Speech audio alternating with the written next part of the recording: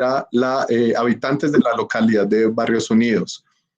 Desde Plural quisimos un poco entender y acercarnos hacia la población, ver cómo se componen los Barrios Unidos. Es una localidad que es muy plural, no solo se compone de viviendas, también hay muchos comercios. Está el 7 de agosto, tenemos 2 plazas de mercado, el 12 de octubre y la plaza del 7 de agosto, como entre otras curiosidades o especificidades está la cárcel del Buen Pastor, hay teatro, se encuentra el barrio San Felipe, que es el distrito del arte, hay una zona de tolerancia. Entonces lo que nosotros quisimos hacer fue distribuir estas publicaciones, son 300 publicaciones que se van a entregar en toda la localidad, entender que de todas maneras no podemos como ser muy específicos en el público que tenemos, no sabemos si tienen afinidad con el arte, si les interesa. Entonces lo que quisimos fue acercarnos de todas maneras a partir de esta publicación, no esperar a que todas las personas vengan a Plural y entiendan qué es lo que nosotros hacemos, sino todo lo contrario, llegar a los hogares, llegar a los negocios y a través de estos libros esperar que esta información que nosotros estamos entregando de lo que nosotros hacemos desde el arte y en cierta medida también desde la cultura, entregárselos a ellos y como en un prototipo, por decirlo así, de maneras de comunicarnos con otras personas que no están directamente relacionadas con el arte, ver cuáles son esas informaciones que nosotros recibimos. Una vez llegamos, entregamos esos libros, vamos a ver qué retroalimentación recibimos, cómo reciben estas personas este tipo de comunicaciones, entendiendo que donde nosotros estamos, San Felipe, que es también considerado el distrito del arte, pues es un espacio de creación y que vale la pena también explorar diferentes formas de comunicación e información. Bueno, como en resumidas cuentas, eso fue lo que nosotros quisimos hacer. Son 5 libros.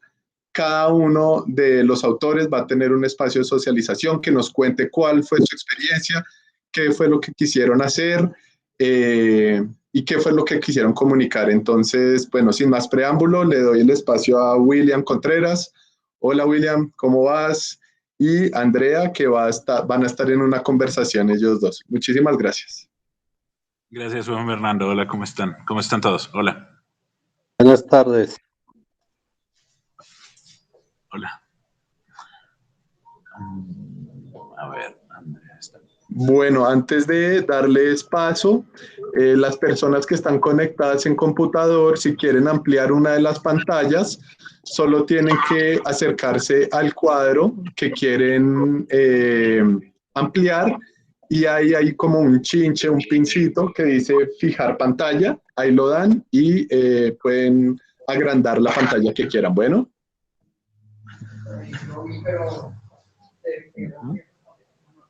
Listo.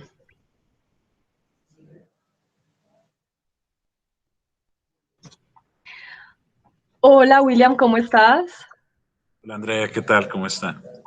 Muy bien, gracias. Y un saludo también para todas las personas que nos acompañan esta tarde en esta primera socialización de Tercer Espacio Plural. Entonces, pues es un gusto para nosotros dar inicio a esta serie a este lanzamiento de esta serie de socializaciones de estas 5 publicaciones que hemos desarrollado, tal como Juan Fernando dijo, en compañía de 5 curadores. Realmente es el primer proyecto explorativo que hacemos en compañía de curadores, porque normalmente desde Plural hemos trabajado más de la mano de artistas y esta vez consideramos que era un muy buen momento para congregar un grupo de curadores que a su vez nos permitiera conocer otra serie de artistas, pues porque cada curador tiene sus procesos investigativos y desde estos procesos trabaja con un grupo de artistas específicos. Entonces, para William, muchísimas gracias de verdad por hacer parte de este proyecto, nos alegra mucho los resultados obtenidos y pues esta, tal como la tengo aquí detrás de mí, está la publicación de William Contreras que se llama De lo bello y de lo lindo, y pues es de la publicación que vamos a conversar en la próxima media hora para que ustedes la conozcan. y sepan un poco más en qué consiste este proyecto. Así que, William, pues bienvenido, y ¿qué te parece si damos entrada a este conversatorio contándonos un poco en qué consiste más o menos la narración que haces aquí dentro, que consiste, por una parte, en hablar sobre qué es lo bello y luego sobre qué es lo lindo? Sí. Bueno, digamos, cuando ustedes me invitaron a ser parte de este proyecto, como que una de las cosas que yo más tuve en cuenta fue pensar en que si estos libros iban a ser entregados gratuitamente a un público general, yo realmente quería, por un lado, como tratar un tema que tuviera que ver tanto con artistas profesionales como con personas que no necesariamente hayan estudiado arte o que pues como que estén cercanos a ningún medio como artístico tradicional. Y por otro lado, como tratar un poco como de tener en cuenta la generalidad del público y la generalidad de la gente que espera del arte y hablar de algo que a cualquier persona le interesaría cuando quiera saber de arte. Lo que yo pensé también es que la discusión sobre lo hermoso y lo bello siempre es muy interesante cuando uno habla con personas que son artistas no profesionales. Profesionales, obviamente, me refiero en ese término que también lo utilizo mucho en el texto, personas que se han profesionalizado académicamente en el arte o que son parte del medio, digamos, como intelectual o académicamente reconocido como arte contemporáneo, que son, digamos, sí, personas que han estudiado esa carrera de arte o que exponen en galerías de arte contemporáneo o que son tenidas en cuenta por críticos de arte contemporáneo, bueno. Entonces, lo que me interesaba era sobre todo hablar de un tema que le pudiera interesar a una persona que necesariamente no le gusta, pues que no necesariamente le interesara o fuera parte del medio del que yo soy miembro, que es el arte academizado. Entonces, por eso me interesaba mucho hablar sobre la belleza. A mí me parece que lo bello es un tema súper difícil de hablar, digamos, es como una parte de la estética que me parece igual, que siempre ha sido muy complicada y creo que sobre todo ahora es muy difícil hablar sobre lo hermoso, sobre lo bello, sobre lo lindo, sobre lo atractivo, sobre lo guapo, sobre todo porque creo que en el arte contemporáneo hay un prejuicio como de la inutilidad o del no interés o lo no trascendental de este tema, como si lo bello fuera algo secundario, algo poco importante, que pues como que en el fondo todos sabemos que es cierto, pero llevar una discusión seria y profunda sobre esto pues es muy difícil. Entonces me parecía interesante investigar el tema de la belleza y me parecía que era importante también, como la discusión precisamente también tiene mucho que ver con una diferencia entre el arte academizado o profesionalizado, cómo esa discusión sobre la belleza tiene diferencias, tanto dentro de la academia artística como fuera de lo artístico académicamente. Entonces es pues todo el mundo, ¿no? Como toda persona. Porque por fuera del arte academizado sí pues es muy normal hablar de lo bello, incluso en otras artes, porque yo tengo amigos que hacen teatro, que hacen danza, que escriben poesía, música, o sea, yo rara vez he escuchado como a un músico que tenga pudor de decir que su obra le parece hermosa o que al menos lo está buscando, ¿no? En el teatro también, en la poesía también, pero en las artes plásticas sí hay ese prejuicio, uno le dice a alguien, qué linda tu obra y se lo pueden tomar como un insulto tenaz, como es solo bonita y ya no, es que es más que eso, como una cosa casi insultante, como si fuera algo bajo o algo que ya el arte, las artes plásticas o las artes visuales no deberían buscar. Entonces, lo que yo hago en el texto como a grosso modo es que yo hago una introducción muy rápida sobre algunos conceptos sobre lo bello y analizo también cómo ese concepto tiene mucho que ver también con una hegemonía filosófica europea o pues de la academia europea o pues digamos del primer mundo. Y pues hay también algunos casos históricos, analizo por ejemplo el caso de William Morris, que me interesa mucho, un artista inglés él trabajó hace más de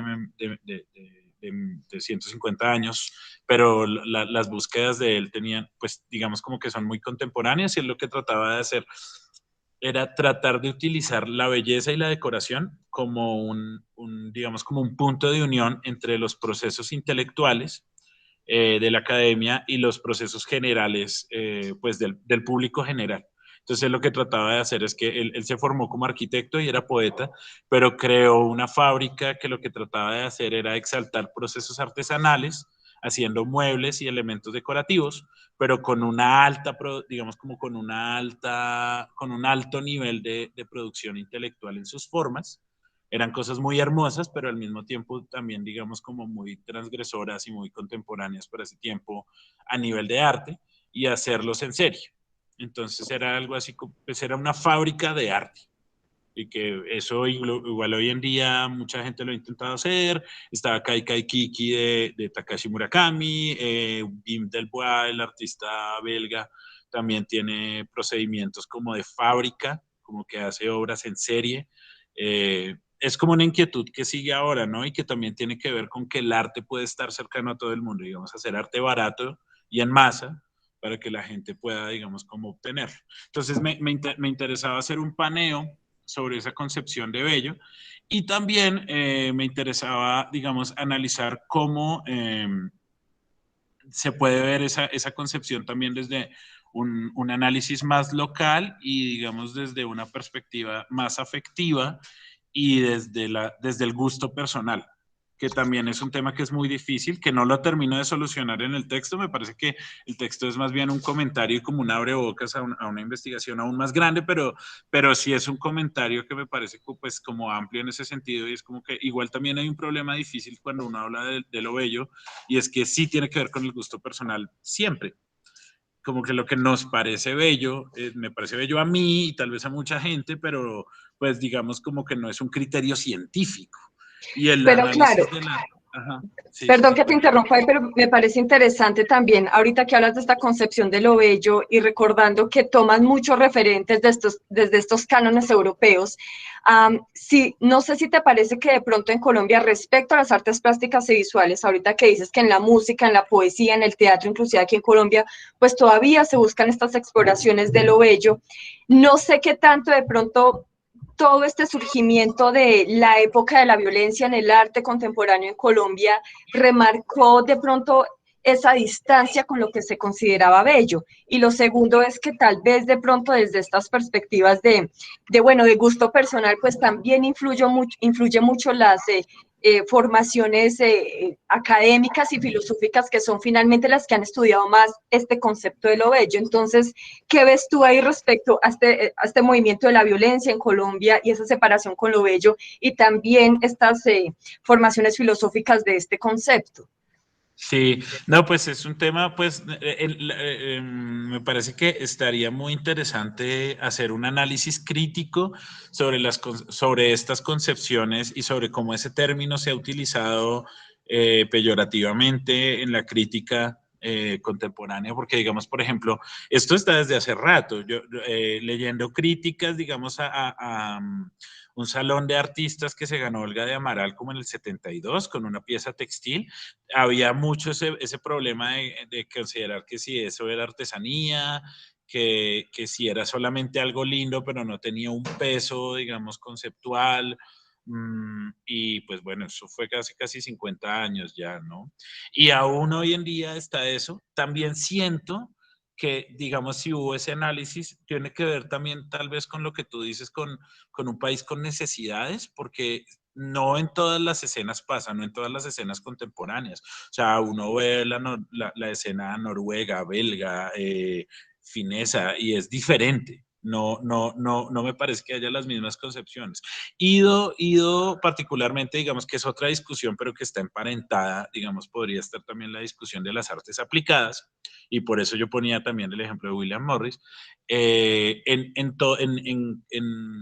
nada más analizando el caso de Estados Unidos, la mayoría de los museos grandes, y no todos, si son históricos, tienen una sección de artes aplicadas, ¿sí? Que son artes decorativas finalmente, tienen mucho que ver con lo bello.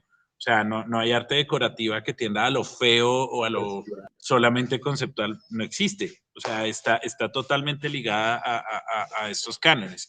Y hay un respeto histórico sobre esto. Uno va a un museo de Los Ángeles y hay sección de cerámica, de vidrio, de textiles. Entonces, es un análisis interesante. Hay que hacer un traqueo muy largo, pero puede tener que ver con que haya, digamos, tal vez una necesidad conceptual, tal vez ni siquiera de la violencia, sino como de que el arte hable de temas muy importantes, entre comillas, y tal vez la belleza sea secundaria, tal vez como que cuando sea un país en desarrollo, tal vez la crítica y la curaduría considera que hay unos temas como de mucho más peso que la belleza o la decoración. Sí, Entonces, bueno, sí. sí, de todas maneras me parece que en tu texto abordas también esa parte en la que, bueno, el arte contemporáneo ha cambiado un poco su dinámica respecto a este ideal de belleza, pero tal vez lo que nos exige ahorita es cómo pensar y a medida en la que se piensa, pues se pueden encontrar esos lugares de belleza. Ahora, ya que estás hablando hoy de artesanía y con el ejemplo de Olga Amaral, pues yo creo que es un buen momento para que nos cuentes entonces en qué consiste la segunda parte del libro, que es de lo lindo. Y algo que me gustaría anotar ahí para todas las personas que nos acompañan es que el libro está acompañado de una serie de ilustraciones de Roberto Ayala, que hace parte de la Popular de Lujo, pero creo que algo muy especial es que estas ilustraciones hacen parte también de la narración de lo bello, ¿no? Y sin embargo creo que se ubican un poco más. Tenemos a Rafael Novoa, que ya William nos va a contar un poco cómo se están aquí en De lo Lindo. Entonces, ¿qué te parece si ahorita entramos ya a hablar de qué es De lo Lindo y así podemos empezar a hablar un poco de lo que sería tu exposición y tal vez encontrar estas ideas en lo que desarrollaste en plural? Sí, sí, pues digamos, yo empiezo a hablar que también como que lo bello es un término que es muy amplio y que también las maneras de hablar sobre algo que o genera un atractivo o genera una, digamos, como una relación con la belleza con nosotros, hay como muchos niveles, digamos, hay muchas palabras que pueden designar esto y están como niveladas respecto, digamos, como al nivel de relación afectiva que tenemos con ellas. Entonces, por ejemplo, hablaba que lo hermoso es como algo que ha sido casi como a lo sublime, como que es algo muy grande, como que cuando uno habla de algo hermoso, es algo así como casi angelical, no sé, como superior a nosotros, ¿no? Y tal vez, y muchas veces cuando se usa el término bonito, es al contrario muy abajo, es casi como que, no, como que se le tiene como de algo que en lo que se reconoce cierto appeal, pero no tiene como tanta relevancia o tanta importancia para uno. Entonces como que empecé a analizar cómo se utilizaban esos términos, guapo, que guapo se lo define la RAE como algo que tiene la capacidad de torcer la voluntad a través de su atractivo, ¿no? Entonces ahí hay otra idea como de bello. Lo lindo me pareció muy interesante, me parecía, digamos, no es que esté como postulando una categoría estética, pero como que me parecía interesante pensar en que lo lindo es algo que reconoce una relación afectiva a través de lo estético, pero que no es una relación ni de superioridad ni de inferioridad. O sea, como que no es algo ni demasiado grande, pero tampoco es que no tenga relevancia para nosotros. Hay como una relación afectiva con eso. Entonces me parecía que era muy interesante porque, y lo pongo ahí, hemos estado hablando con un amigo investigador, Eduardo Salazar, que es sociólogo, y reconocimos una generación de artistas en Bogotá sobre todo, aunque ocurrió en toda Colombia, sobre todo una generación de los 90 de artistas jóvenes que estaban haciendo una exaltación a la decoración y los aspectos de cosas bellas que encontraban en la ciudad. No, son unos artistas que se formaron con la clase de Gustavo Salamea, de recorridos en Bogotá. Él dictaba una clase que era muy similar en la Nacional y en la Tadeo, y era un programa académico en el que los estudiantes de arte iban a la ciudad y encontraban actitudes estéticas en la ciudad.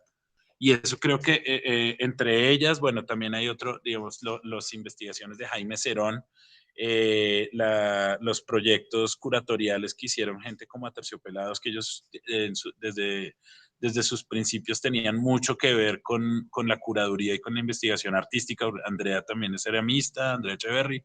Entonces ahí había todo como un caldo de cultivo en los 90 para pensar en cómo la belleza también podía ser un acto de dignificación de lo urbano y digamos, como de actitudes públicas de los civiles, pues una actitud pública civil que es. Puede ser decorar tu casa, sí, digamos como cuando hay unas creaciones artísticas que son generales a todas las personas y que afectan el espacio público. Y esta generación de artistas empezó a analizar esto. Nosotros creemos también por ciertos factores que se dan en los 90 que forman este tipo de mirada. Por un lado está la apertura económica, que lo que hace es que se creen una serie de flujos económicos que entren un montón de marcas extranjeras, y eso al parecer hace que los artistas estén más interesados en reconocer los flujos estéticos que son propios, vernaculares.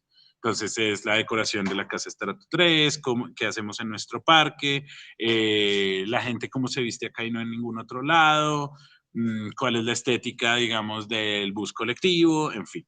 También hay un reconocimiento por la Constitución del 91 de la juventud, como la juventud, digamos, como creadora de un espacio político de cambio.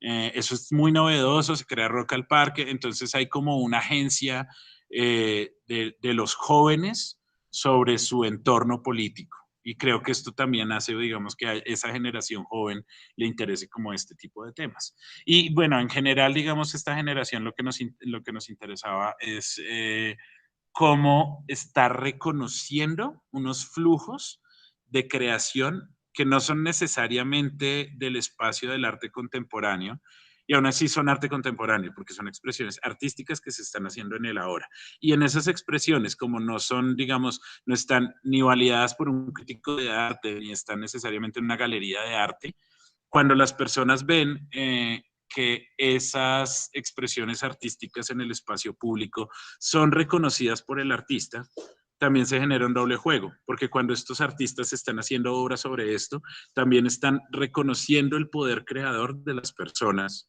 así no estén en un medio artístico, como creadoras. Entonces es también empoderar al público, demostrándole que ellos también son creadores estéticos, ¿sí? Esta generación, digamos, son gente como los de La Silueta, Andrés Fresneda y Juan Pablo Fajardo.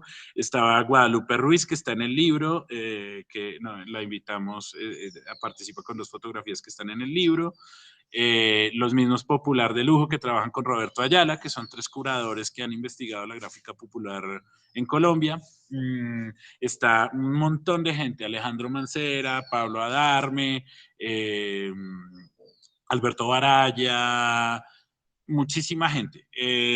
También lo que hacía Franklin Aguirre con la Bienal de Venecia de Bogotá. Todas las personas que participaron allí creo que tenían también como un flujo de ideas cercano a esta idea. Para ser redundante.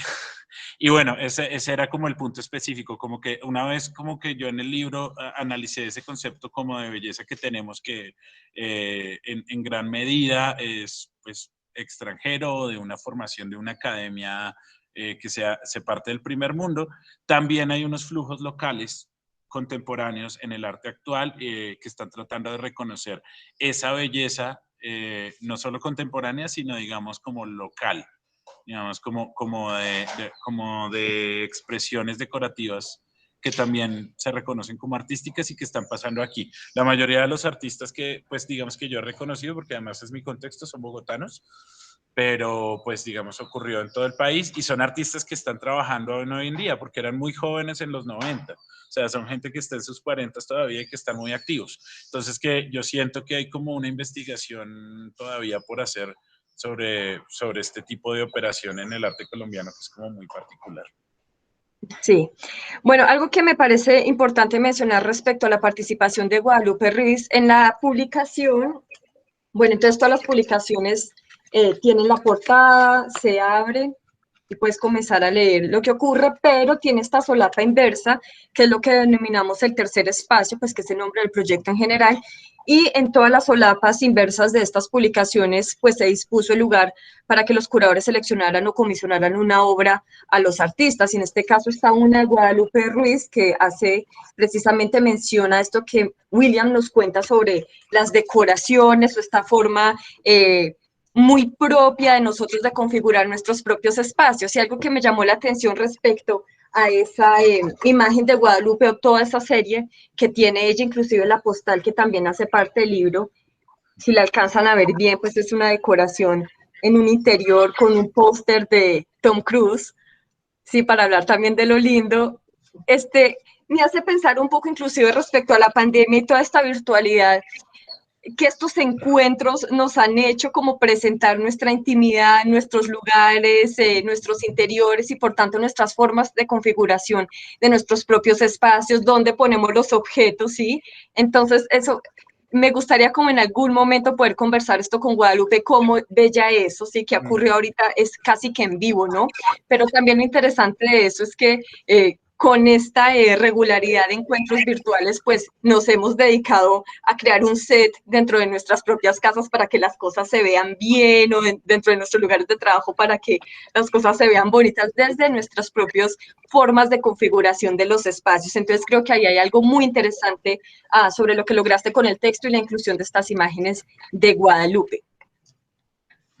Sí, y esa serie, la serie de Guadalupe, la que son estas dos fotografías, es una serie muy larga, es un fotoreportaje que ella hizo a principios de los 2000 y que me parece como históricamente importantísima para la fotografía en Colombia, porque ella lo que hace es retratar interiores de casas de los estratos 1 al 6, y tomar, digamos, como más, básicamente es un artista que entra a las casas a mirar la gente cómo se relaciona con los objetos, la gente cómo decora, la gente cómo vive y cómo configurar esos objetos que finalmente también son muestras de su personalidad y de sus afectos, ¿no? Entonces me parece que es muy bonito porque es una especie como de antropología afectiva y estética de quiénes somos los bogotanos, ¿no? Y como más o menos qué pasa acá. Entonces es muy bonito porque además con la distancia que ya tiene 20 años esa serie, uno reconoce como un montón de cosas,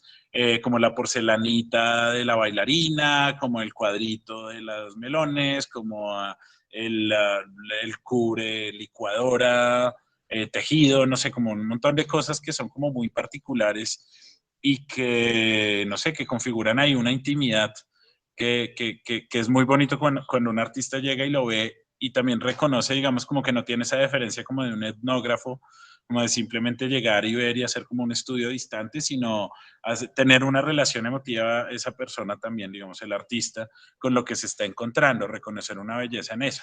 También un artista, digamos, pensaba también en Pablo Adarme, que lo menciona en el texto, aunque no está participando acá, pero también él tiene una serie de trabajos sobre la decoración de las fachadas, sobre todo en el occidente de Bogotá.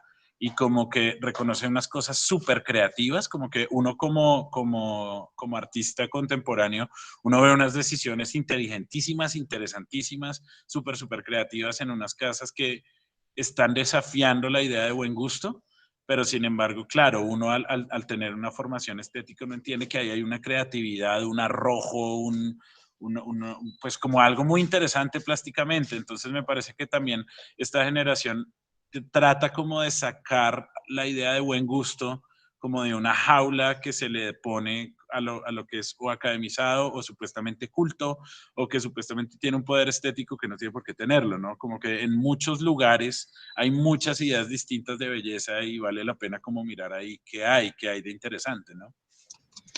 Bueno, hay un par de preguntas que en este momento creo que se me quedan por fuera, porque sí quisiera que entráramos a hablar de la socialización que tú desarrollaste en Plural y que consistió con una exposición. Entonces te propongo que entremos de una vez a la exposición, vamos viendo cómo se configuró, vemos imágenes y yo creo que de todas maneras, de pronto ahí al final alcanzamos a solucionar este par de inquietudes y de pronto también si el público tiene alguna pregunta o algún comentario. Entonces, como parte del proyecto, cada curador tenía la oportunidad de socializar de alguna manera su publicación. William, que estuvo dentro de la línea exposición, decidió desarrollar una muestra colectiva en las instalaciones de Plural Nodo Cultural y sin embargo ambas, la muestra y la publicación, es decir, la exposición no es una representación de lo que ocurre en la exposición, pero creo que ya vamos a llegar a ese lugar. Entonces, esta fue una exposición sin título que Se conformó con 6 artistas, de los que William ya nos va a contar. Entonces, mientras voy compartiendo imágenes, William, ¿qué tal si nos cuentas primero sobre el concepto? Porque esto tiene que ver con la pandemia y curiosamente hay un par de horas que empiezan a hablar sobre el contexto actual Sí. político del país. Pero entonces, cuéntanos primero cómo pensaste la exposición respecto a los tiempos de la pandemia en Bogotá. Sí, pues digamos, al tener yo carta libre para hacer la exposición, más o menos que yo sintiera necesario hacer, yo tenía una imagen en mi cabeza como muy constante de las cosas que están pasando ahora y era como la imagen de una ciudad que se tuerce. Pienso que en el último, pues como en los últimos tiempos, ha habido una serie de cambios temporales y espaciales en cómo vivimos nuestra cotidianidad y me parecía que era muy interesante preguntarme también conjuntamente con otros artistas qué es lo que está pasando y cómo es que están cambiando esos tiempos y esos espacios. Y quería reunir, pues, más que de una manera conclusiva, digamos, más que hacer una narración sobre algo que esté pasando ahora, como artistas que tuvieran dudas cercanas a esto y que sus obras, bueno, dentro de la exposición, como que se preguntaran por este tema, como cómo es que está cambiando el tiempo ahora en el que, digamos, por ejemplo, nada más en la configuración de la circulación en la ciudad, cómo es que la ciudad frena, vuelve a cambiar, se acelera, cada vez hay como más tráfico aéreo, hay marchas, digamos como que toda la manera de movilizarse y de pensarse la experiencia en la ciudad ha cambiado. Entonces quería como recopilar trabajos de algunos artistas que tuvieran como esta serie de preguntas. Entonces, bueno, no sé, ahí está viéndose como una perspectiva general de la exposición. La que se ve al frente es una pieza que es bastante divertida de Gabriel Mejía Abad. Gabriel tiene como una serie de preguntas ahí sobre la experiencia de la ciudad y también sobre el miedo. Él trabaja mucho sobre la ansiedad, digamos, contemporánea. Y tenía una pieza que es una carpa, que tiene adentro una lámpara como de mesita de noche y una serie de panfletos para hacer un cartel de protesta. Entonces, que es esta pieza de acá, que me parece que él tiene algo muy Gabriel y es que son aspectos humorísticos, son obras que muchas veces van como a un humor absurdo, pero que hablan como de unos temas como muy pesados, sobre todo emocionalmente. Entonces yo creo que él estaba hablando aquí como de una necesidad de refugio, ¿no? Que hay en la ciudad y que muchas veces no se tiene dentro de la misma casa. Sí, entonces, pero que esto se une como con unas ganas de ser partícipe de unos flujos colectivos como mayores. Entonces, él también tenía otra pieza que se llama Lírica y Tramadol, que son dos pastillitas que son estos amigos que son muy tiernos. Y Lírica y Tramadol son estas pastillas, pero también son la medicación que tomaba Gabriel para su dolor de espalda. Son opiáceos. Y Gabriel se dio cuenta que estaba como al borde de volverse adicto a ellos porque son muy adictivos. Después, cuando hizo una investigación ya mayor, se dio cuenta que también, a pesar de que sí son calmantes que sirven mucho para manejar pues, el dolor físico, también tienen un aspecto como muy adictivo y bueno, como que él también lo relacionó con esta situación que se vive actualmente de querer solucionar una idea de confort, a veces incluso dentro de tu propio cuerpo, a través de, digamos, de negar totalmente el dolor. Esa idea del confort que está tanto en esta relación con los calmantes como en la obra de la carpa me interesaba mucho, como qué es el confort realmente, o vale la pena una búsqueda de un confort total. Entonces, bueno, ahí estaba como esa pregunta. También relacionada estas piezas con los trabajos de Fallon Cañón, que es una artista, ella trabaja mucho con música noise y con elementos encontrados en la calle. Ella hace aparatos electrónicos usualmente que suenan como piezas sonoras con elementos sacados de la basura. Entonces, por ejemplo, en esta pieza que se llama Kowloon, hay elementos de, hay un elemento de un escáner, hay un elemento de un radiorreloj, de un despertador, hay elementos de varios electrodomésticos que suenan para modificar las conductas temporales de uno a través del día. Entonces el radiorreloj te despierta, la campanita del horno te avisa cuando la comida ya está. Son como sonidos que afectan la cotidianidad y afectan como tus tiempos. Entonces ella quiso hacer una pieza con muchos elementos que sonaran de diferentes electrodomésticos. Entonces es una especie como de mini ciudad pues de aspectos cotidianos que nos afectan diariamente. Una cosa también pues sobre la domesticidad y sobre la basura, ¿no? Tiene mucho que ver también que ella trabaje con elementos desechados.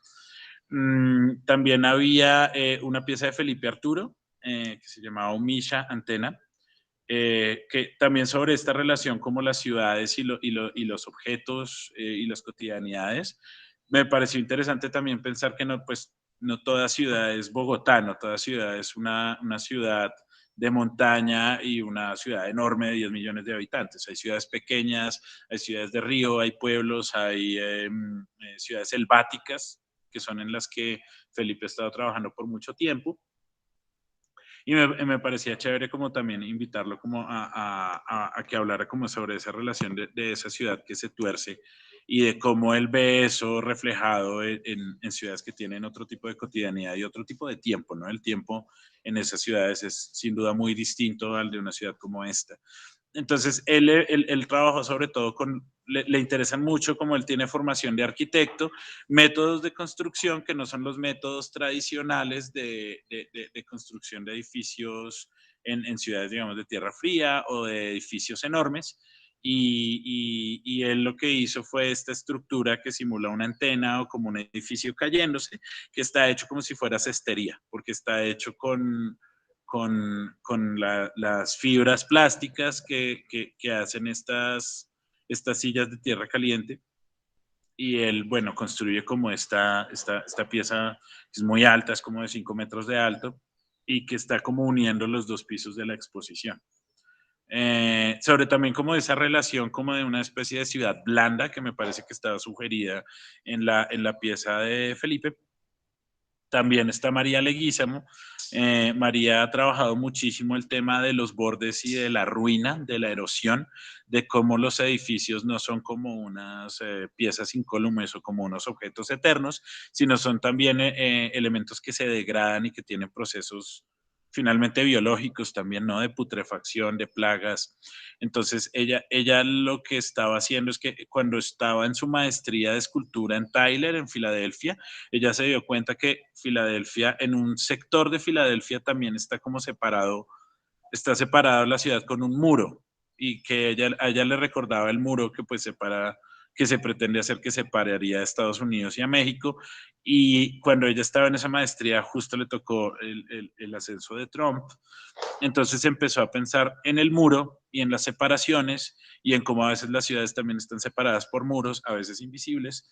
Y ella empezó a pensar que el muro era la palabra. El muro también no es solamente un muro físico, sino también es un muro conceptual y nomenclativo, como de cómo llamamos las cosas y cómo las palabras ejercen poder sobre nosotros. Entonces ella pensó que el muro es también la palabra negro, la palabra latino, la palabra gringo, la palabra inmigrante, como esas palabras también son muros.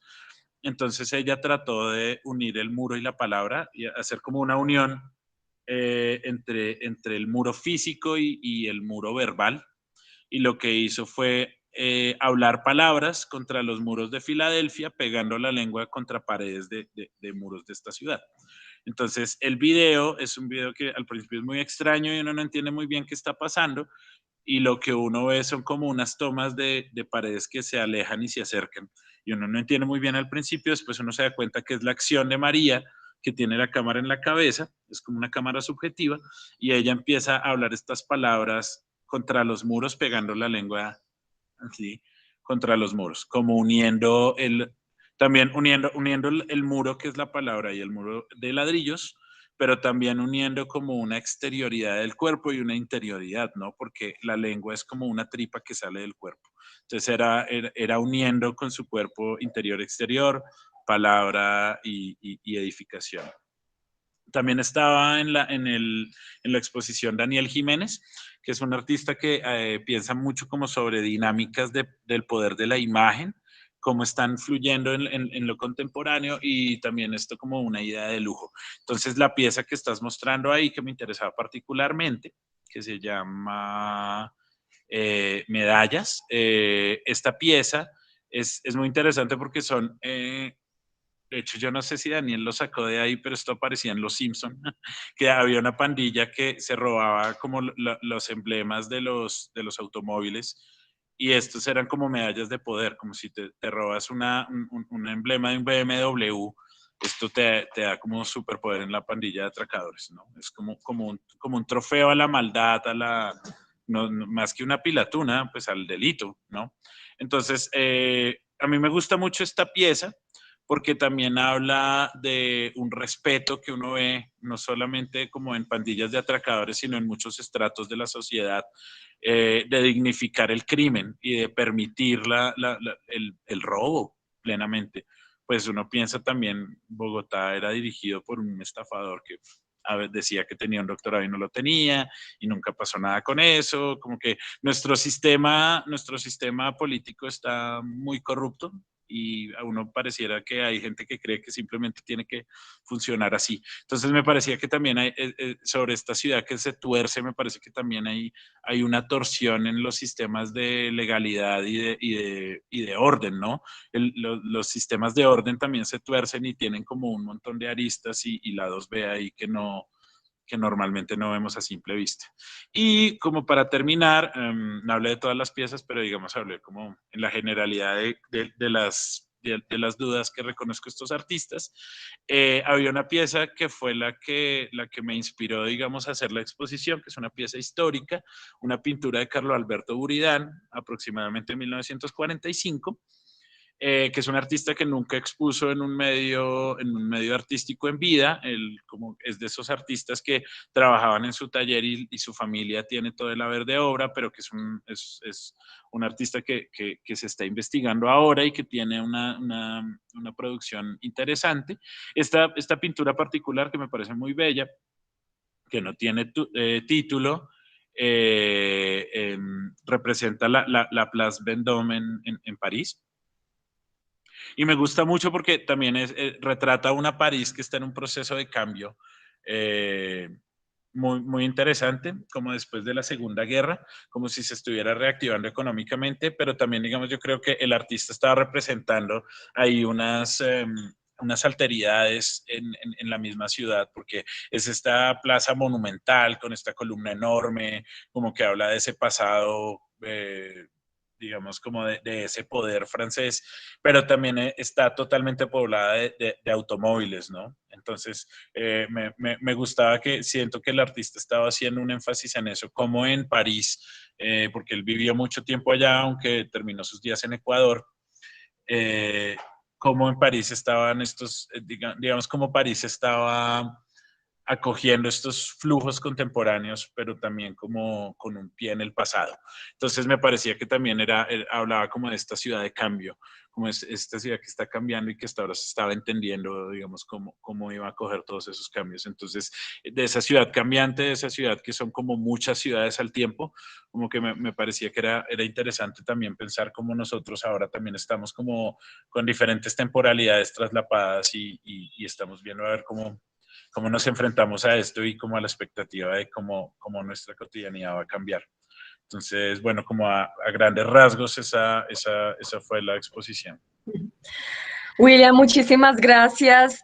Bueno, nos quedan 4 minutos, ¿sabes?, de conversación. Lamentablemente tenemos los tiempos así bastante ajustados, pero bueno, hay muchas inquietudes que se nos quedaron en el aire, de conversaciones previas que hemos tenido sobre cómo podíamos solucionar este lanzamiento también, pero me gustaría mencionar algo ahí interesante, y es cuando hablamos precisamente de la obra de María Leguízamo y esta intervención que ella hace en los muros en Filadelfia con su lengua y de repente cómo el lenguaje a veces a manera de diálogo puede ayudarnos a solucionar ciertos conflictos, ¿cierto? Siempre en términos de negociación.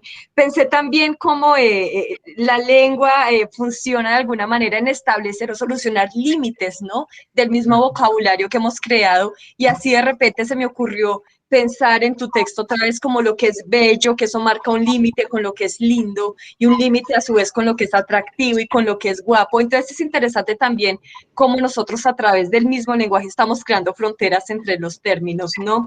Y otra cosa que se me quedó ahí que quería que exploráramos rápidamente, pero creo que no lo vamos a alcanzar a hacer es cómo ver estos términos o estos conceptos dentro de la exposición, porque tienes unas piezas que uno podría encontrar su belleza, ¿sí? Pero también cómo este concepto de la belleza se encuentra manifiesto dentro de la rareza, por ejemplo, dentro de la escultura de Felipe Arturo, ¿no? Que tú entrabas a la sala y veías un objeto completamente extraño, ¿no? Que no sabía si era una antena, no sabía si era una palmera, pero dentro de su extrañeza y su elaboración y su forma de instalación en el espacio, pues de tanto observarla empezás a captar como un sentimiento bello dentro de esa escultura, ¿no? Sí, sí, sí, yo estoy de acuerdo. Sí, como que creo que también sí hago como un análisis de las posibilidades que tiene la palabra lindo, pues evidentemente hay mucha sorna como en hablar intelectualmente de esa palabra, pero tal vez es precisamente también como que tal vez el camino es reconocer que hay otros flujos ideológicos más allá de lo académico y más allá de lo solemne, que eso es muy importante, y es que digamos como que la intelectualidad no significa solemnidad. Tiene que haber también un rompimiento de que lo intelectual, lo inteligente y lo serio tenga que ser solemne. Y es algo que yo he investigado en mi carrera un montón. Yo trabajo mucho con artistas humoristas, con artistas, digamos, que tienen que ver mucho con la intuición, con la espiritualidad, con cosas que no son, digamos, la lógica racional que muchas veces se va a lo solemne y a lo académico, sino hay otras maneras de intelectualidad y sobre todo en el arte es donde podemos como tener una relación con esto. Entonces también reconocer lo lindo como algo interesante es reconocer un aspecto afectivo que es definitivamente no solemne.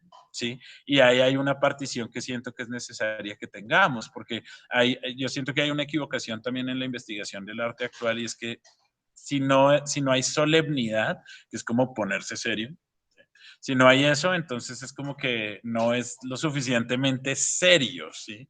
Es diferente. La seriedad es hacer las cosas de una manera suficiente, potente y apropiada. La solemnidad es diferente a la seriedad, porque la solemnidad es tratar de parecer serio. Entonces, a lo que va este análisis es a eso, como que uno puede ser muy serio y que no parezca.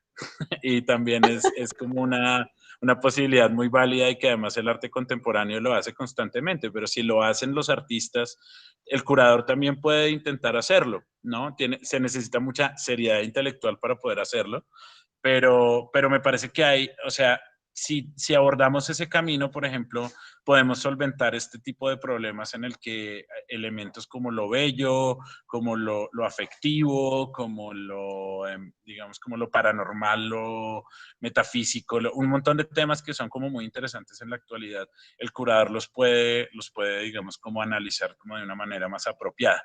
Entonces, me parece que también es como un espacio ahí de análisis que se abre y que es necesario actualmente. Bueno, yo creo que en esta diferenciación entre lo serio y lo solemne hay un muy buen cierre de esta charla, William. Así que de verdad, muchísimas gracias. Gracias por esta publicación. Gracias a Guadalupe Ruiz y a Roberto Ayala, artistas que acompañaron a William en esta publicación. Y gracias también a María Leguízamo, a Gabriel Mejía Bada, a Felipe Arturo, a Daniel Jiménez, a Carlos Alberto, pues, y más bien a Silvi Boutique, que es la persona que nos facilitó la obra, y a Falón Cañón por participar de este proyecto. Pues nada, para todas las personas que estén interesadas en las publicaciones, prontamente vamos a tener una versión PDF y descargable en nuestra página web. Si están pendientes de nuestras redes sociales, pues podrán acceder a ellas de manera más fácil. Y bueno, y trataremos en alguna medida de ver si tenemos un remanente de las publicaciones físicas que después podamos distribuir entre todas las las personas interesadas. William, otra vez muchísimas gracias por participar y hacer parte de este primer lanzamiento. No, Y gracias por vamos, Total. Y y yo creo, dime. yo quería agradecer que realmente me pareció me pareció un espacio muy chévere y que me parece que también que se abre como una posibilidad de analizar también a través de pues de este experimento, porque me parece que es como también un proceso muy experimental de parte de ustedes, pues analizar qué pasa con esta distribución y ver la gente cómo responde, no sé, me parece que es como una manera muy interesante de expandir el diálogo sobre estos temas en la sociedad. Entonces vamos a ver cómo termina resultando, pero me encanta ser parte como de este primer experimento. Quedo muy contento con todo y ya leí los otros libros, están buenísimos, recomendados. Qué bueno, William, pues muchísimas gracias. Bueno, yo creo que vamos a dar 5 pequeños minutos de receso porque ahorita continuamos entonces con el lanzamiento del libro de Héctor García Botero y material de estudio.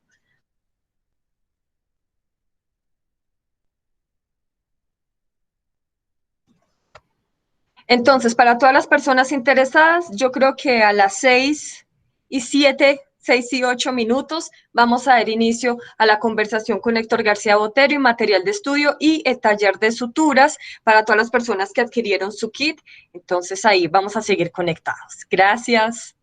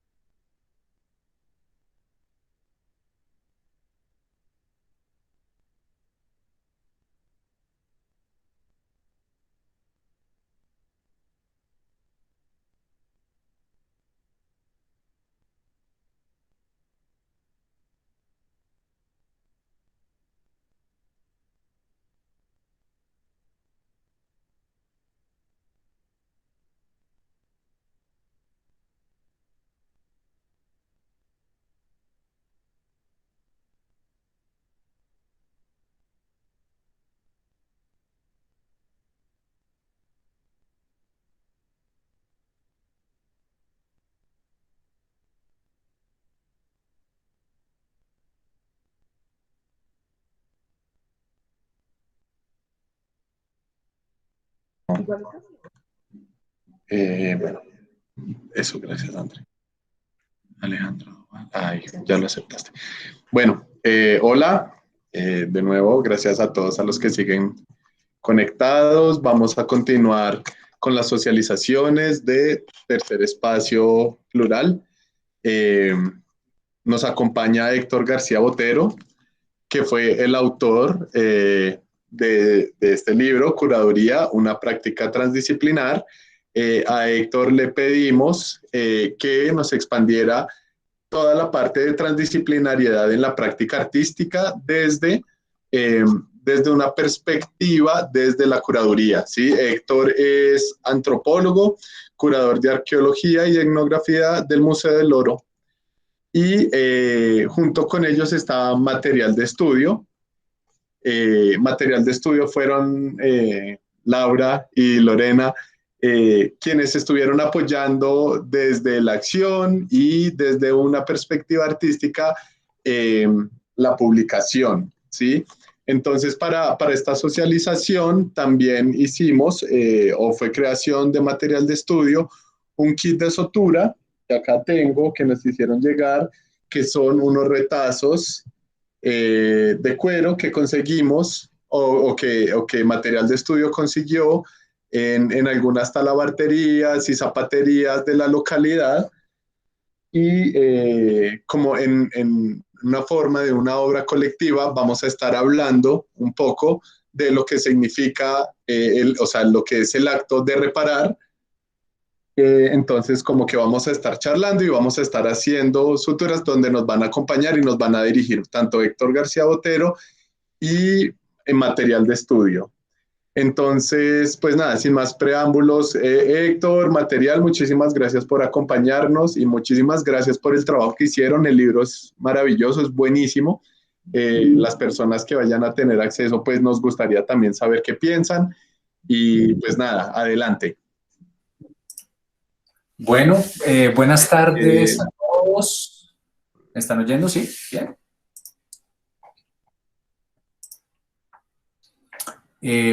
Pues nada, un gusto estar acá, realmente muy contento con la invitación.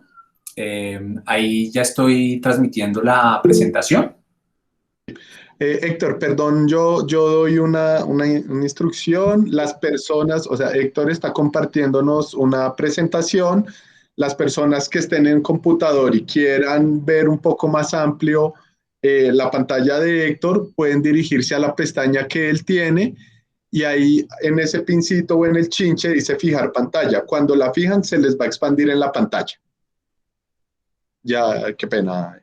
No, por el contrario, si no se está viendo bien, si no se ve con buen tamaño, me dicen, porque nuestras imágenes son importantes para la presentación. Bueno, como decían Juan Fernando y Andrea, mi nombre es Héctor García Botero, soy curador de las colecciones arqueológicas y etnográficas del Museo del Oro del Banco de la República, e hicimos este proyecto con material de estudio. Entonces, como parte de la actividad de socialización, que además de esta presentación incluye el trabajo que Juan Fernando ya anticipó, voy a darle primero la palabra a Laura y a Lorena para que nos dirijan en lo que estaremos haciendo como público durante estos próximos minutos. Gracias, Héctor. Gracias, Juan Fernando.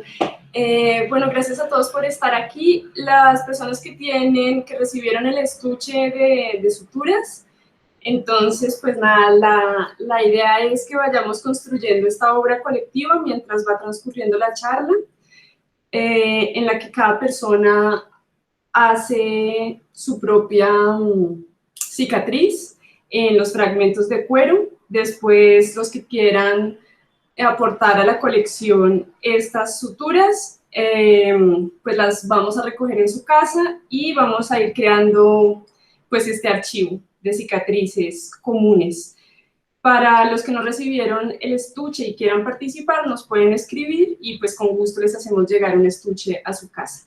Bueno, gracias, Héctor. Gracias. Perfecto. A mí me da pena empezar después de la conversación tan estimulante que acaban de entender William y Andrea. Y sobre todo, yo que tendo a la solemnidad, me veré bastante afectado por los comentarios que ya escuchamos.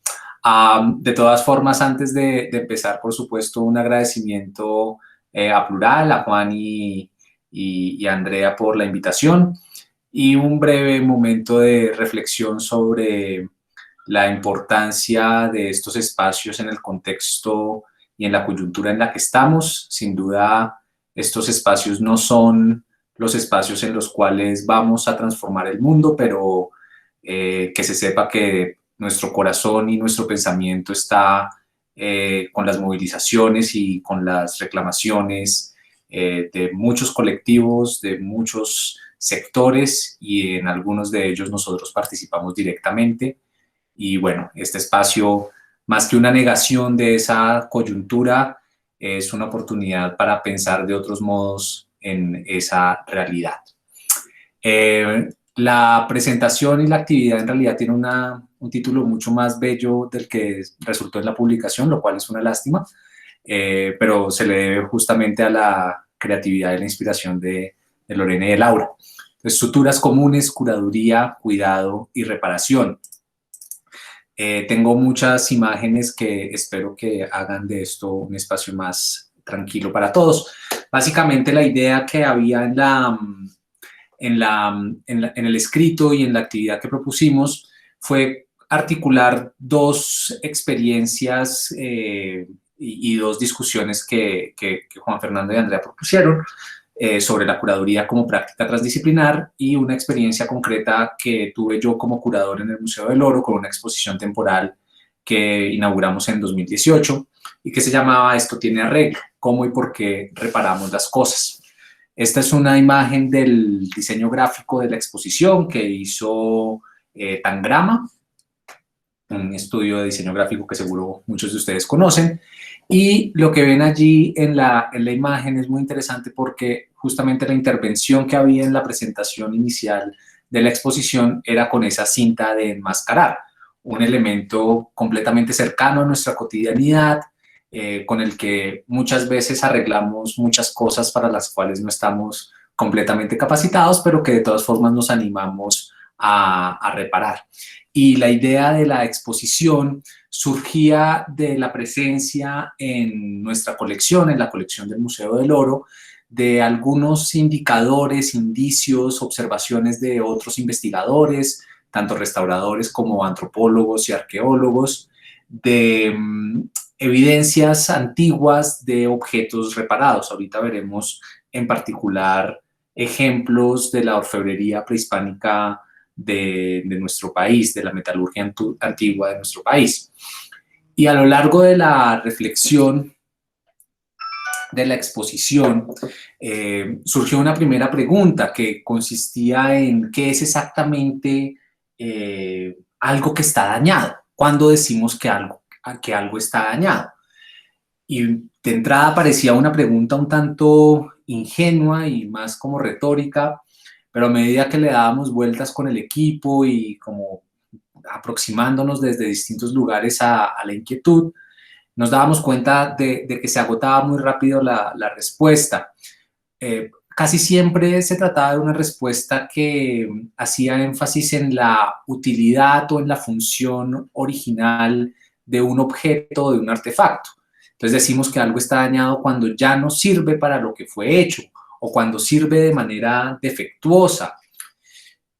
Sin embargo, veíamos que no siempre funcionaba, curiosamente, de la misma manera para todos, y creo que muchos de nosotros, y es mi caso particular, vivimos con cosas que están dañadas sin necesariamente entrar a repararlas, puertas que no abren del todo bien, goznes que suenan, teléfonos que tienen la pantalla rota, gafas que tienen solamente uno de sus soportes, y había como una gran experiencia de qué significa que algo esté dañado y que no esté dañado, que no nos dejaba agarrar bien la universalidad de la experiencia de que algo se dañara. Y una reflexión a la que llegamos, que pues es una conclusión siempre provisional, por supuesto, es que algo está dañado cuando hay un vínculo, o no un vínculo, sino cuando el vínculo que tenemos con las cosas se rompe. Y esa idea de pasar de la función al vínculo nos pareció relevante porque mientras la función podía ser algo ya predeterminado por la estructura material y el diseño objetivo de los artefactos, el vínculo en cambio nos llevaba a otra cuestión.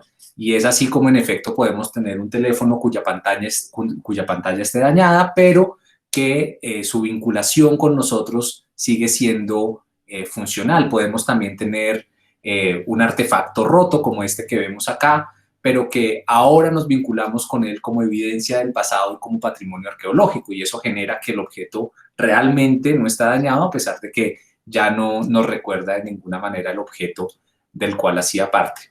Y escogía este fragmento yo para ilustrar esa reflexión, porque ese gesto tan bonito que captura ahí el fragmento de dos manos unidas, pero ese cuerpo separado, nos recordaba, o me recordaba a mí, la esencia fundamental de lo social, que es la generación de vínculos y en particular de esos vínculos anudados que representan las manos entrelazadas. Entonces comenzaba a haber una reflexión sobre el daño más allá de la funcionalidad y asociado al vínculo que tenemos, no solamente con las cosas, sino entre nosotros a través de las cosas. Hay unas reflexiones de otros artistas como esta de Leonard Cohen, hay una grieta en todas las cosas, así es como la luz entra, un verso extraído de una canción que se llama Anthem, y que empezaba a apuntar sobre a esa necesidad de entender las fisuras, las grietas, las heridas, no solamente como algo negativo, que es una connotación que nos viene de entrada, ¿no? Decimos que algo está dañado y no estamos dándole como un lugar muy especial, sino que estamos tal vez señalando que ya ha pasado su mejor momento. Y esta reflexión de Cohen, este verso de Cohen, es como, ojo que hay algo que se filtra allí en esa grieta, hay algo que se nos abre, hay un mundo que se nos abre en la herida, y eso ayudaba como a nuestra reflexión. Este es el tipo de evidencias a las que me refiero, que son usuales en nuestra colección y que estaban exhibidas en esa exposición. Cada una de estas imágenes corresponde a objetos que tienen distintas localizaciones temporales y espaciales. Yo las iré diciendo de una manera un poco libre, pero pues si quieren más información arqueológica precisa, pues se las puedo ofrecer en otro momento. Pero en esencia lo que nos encontrábamos son esas grapas metálicas, que es maravilloso encontrarlas. En la imagen ampliada se puede ver la fisura que la grapa está tratando de retener, y se alcanzan a percibir, que lo veremos con más detalle en otra imagen, los orificios de perforación a través de los cuales se engrapa el elemento de sujeción. Y un poco lo que empezamos a ver es que a través de estas intervenciones materiales sobre los objetos, lo que hay es un deseo de mantener el vínculo que se tiene con ellos, y con ellos de una manera muy específica y muy particular. En el caso de este artefacto, que es de la tradición orfebre tairona de la Sierra Nevada de Santa Marta, encontramos distintos artefactos del mismo tipo, no con las mismas reparaciones, que nos hacen pensar en una posible herencia de objetos, y ahí ya empezamos a ver cómo esos vínculos que se están manteniendo a través de la reparación tienen que ver con sobrevivir al paso del tiempo. Esto lo vemos en otro tipo de objetos. Esto es orfebrería del altiplano cundiboyacense, de la tradición metalúrgica que se ha llamado muisca. En la imagen ampliada vemos el goteo, yo no sé si esto sí eso sí. Automática. A ver. Ay, no. Si de pronto aquí, flecha. Si se está viendo ahí por donde paso el cursor, el goteo que permite mantener esos elementos ahí en sujeción. Este es un elemento muy similar en términos culturales al anterior, Se trata de un elemento grande, generalmente asociado a algún tipo de comunicación esotérica vinculada al poder, muy usual en las sociedades amerindias anteriores al contacto. También en adornos ya más cotidianos que involucran de alguna manera ciertas corporalidades, en este caso una nariguera, las narigueras que en general son objetos de una gran importancia y de un gran número en la indumentaria prehispánica, ya no necesariamente asociados a esos objetos de poder o que se quieren heredar, sino que están más vinculados como a ciertas nociones de individualidad y de persona. Y un detalle que también me gustaría como empezar a señalar y que veremos ya luego en la intervención que hizo Material de Estudio, la particular artesanía del elemento de sujeción, ¿no? La sutura como ella misma parte de cierta estética y de cierta ética por el objeto. Y eso entonces nos empieza a llevar a unas preguntas que espero lograr cerrar sobre cuál es la relación entre reparar y cuidar, cuál es la relación entre reparar y ser fiel a un objeto, qué es lo que está ocurriendo en esas intervenciones. De nuevo, más grapas en otros objetos. Este es un objeto del que no tenemos mayor información, pero es un objeto muy interesante porque además de esas tres uniones que estamos viendo allí, el mismo objeto tiene otras 2 o 3 evidencias de reparaciones. Entonces es como un objeto que fue intervenido varias veces a pesar de que mostraba su fragilidad, una fragilidad asociada a la técnica con la que se elaboran los artefactos. Un objeto muy similar al anterior, también con múltiples evidencias de reparaciones. En este caso está roto, pero conserva todavía los elementos de sujeción que eventualmente mantuvieron unidos los dos fragmentos que resultaron después del quiebre. Este tipo de intervención tan interesante en la metalurgia de las llanuras del Caribe, en lo que conocemos como la tradición orfebre zenú, con esas láminas que atraviesan esos vacíos que dejó la fundición, que no fue una fundición exitosa. Y lo que es muy interesante es que en este caso concreto vemos cómo la idea de la función como daño es algo que está por fuera del interés de la reparación. En realidad lo que se está reparando no es la utilidad del objeto como orejera, que es el caso de este artefacto, sino que se está reparando el entramado, el tejido, que originalmente debía ser ese fino hilo tejido, que hay una falla en el proceso de fundición, y para cubrir esos vacíos, esos faltantes, se insertan esas láminas de oro martillado.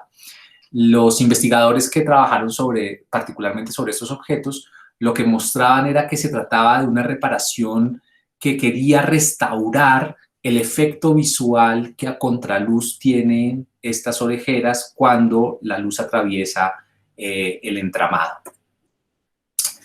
Toda esta reflexión a mí me llevó a proponer que reparamos aquellos objetos que consideramos irreemplazables. Y esa categoría de lo irreemplazable y su vínculo con la reparación y con la curaduría es sobre lo que quisiera hablar a continuación para ir finalizando la presentación. Sin duda se trata de una reflexión que empieza por las palabras que proponen Juan Fernando y Andrea para hacer este ejercicio, el de curaduría por una parte y el de transdisciplinar por otra parte. Entonces, ¿qué significaba pensar la curaduría y lo transdisciplinar juntos? Y cuál era el horizonte que yo le veía que podía estar conectado con la reparación. Naturalmente empezamos con la curaduría y en particular con esa raíz etimológica en curo, en el latín antiguo, y digamos como 3 acepciones que nos sirven aquí. Esa primera como verbo ya volcado al español, en la que curar nos recuerda y nos hace referencia a la necesidad de remediar y sanar algo que está roto, algo que está dañado, algo que está herido, y ya nos plantea una acción que se preocupa por algo y se ocupa de ese algo que lo preocupa. En su forma como sustantivo, de nuevo volcado al español, el cura, naturalmente que lo tenemos muy asociado a unos espacios eclesiásticos particulares, pero que en el latín antiguo también tenía que ver con aquel que se encargaba de la administración de ciertas cosas públicas, y en esa vinculación con el oficio de los líderes espirituales, también el cura es el que guía, el que tiene como trabajo la guianza de la feligresía y de la comunidad. Y eso de alguna manera se recoge de todas formas muy subrepticiamente en la palabra curador, que podemos rápidamente pensar como aquel que cuida, pero ahorita vamos a entrar a discutir qué es lo que cuida y por qué lo cuida. Pero curador, que es una palabra extraña en el español, que parece que tiene en América Latina una trayectoria muy asociada al éxito de esa expresión en Estados Unidos y en Gran Bretaña, digamos en el mundo angloparlante, porque como muchos de ustedes saben, en el español europeo, en el español de España, las actividades del curador, y en especial aquellas que están digamos, delimitadas en el mundo de los museos, reciben el nombre de comisarías y de comisarios para el diseño de exposiciones o el planteamiento de exposiciones, y de conservadores, sobre todo para lo que aquí, digamos, llamaríamos los curadores de planta de las colecciones. Entonces hay una cosa interesante también como con las distancias del español y con las palabras que prefiere el español en el caso latinoamericano. El otro aspecto tendría que ver con el problema de la transdisciplinariedad, y allí yo simplemente quería plantear el siguiente asunto. Sin duda se trata de un problema que solamente es posible en un mundo que se encuentra ya disciplinado, y en ese sentido basta simplemente recordar que los museos han jugado un papel fundamental, los museos y las exposiciones de arte, pero también, digamos, de colecciones en general, han jugado un papel fundamental en hacer visible cierta forma de comprensión del mundo. Y eso está muy vinculado con el desarrollo, sobre todo, digamos, a partir de la segunda mitad del siglo XVIII, de un disciplinamiento del saber. No es extraño, y es uno de los argumentos del texto, que los curadores deriven la autoridad de su trabajo de unas disciplinas previamente constituidas y que los anteceden. Y en ese sentido uno espera que un museo de historia natural, el curador sea experto o se base en los saberes disciplinados de las ciencias de la vida, como la biología, la geología, la botánica.